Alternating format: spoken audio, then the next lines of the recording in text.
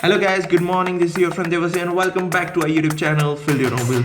In today's video, I'm gonna show the test drive review of Tata's Tigor automatic transmission model. Now, this video is gonna be a little bit different because the Tata Tigor I'm about to drive, it's not the normal one, but this one has an aftermarket CNG kit installed on it. This is not the combination which we normally get to see, right?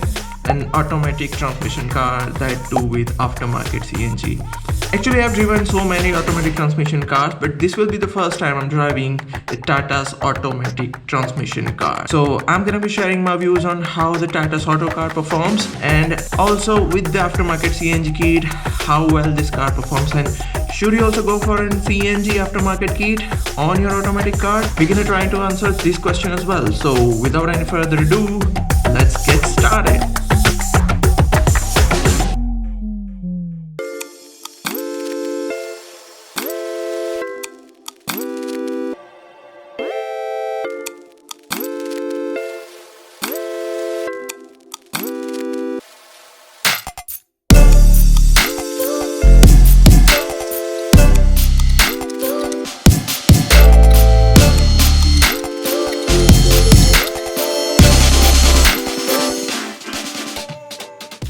Now the Tata Tigor petrol comes with 1.2 liter Revitron petrol engine which has 3 cylinders in it, and it produces 84 to 85 bhp of power.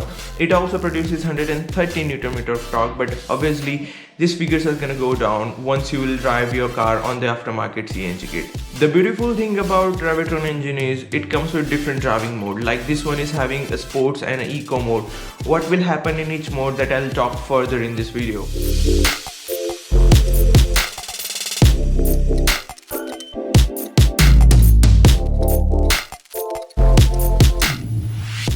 And the model we were driving was XZA. So in terms of feature, it had all the features which you expect from any modern car.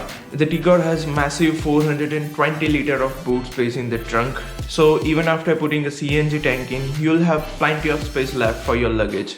Now let's talk about performance of this car.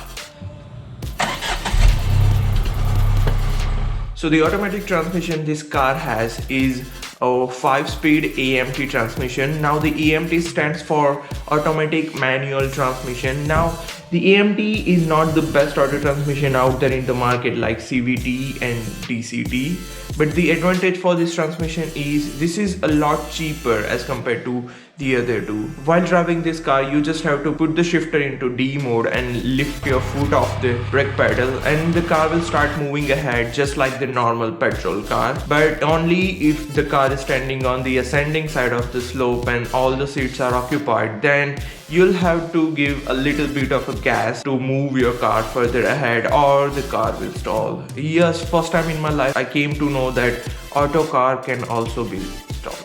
Then as I draw the car further, the car was running really smooth without any power cut or jerks due to CNG kit installed on it. All in all, I would say that you will not notice whether this car is running on CNG or it's running on petrol itself if you are driving this car for the first time. The AMT transmission on this car was making perfect shifts as per your throttle inputs. Just while you want to do overtakes, it's not the case like you do on your manual cars. Suppose you're driving on the road at the speed of 60 and you want to make sudden overtake. So what you'll do is simply you'll press the clutch, you'll drop your gears 1 or 2 and you'll just simply overtake. But that's not the case with automatic transmission cars. So there is a big trick to do quick overtakes. Take the same condition into consideration, like you are driving on the road with the speed of 60 and you are in your higher gears like 4th or 5th.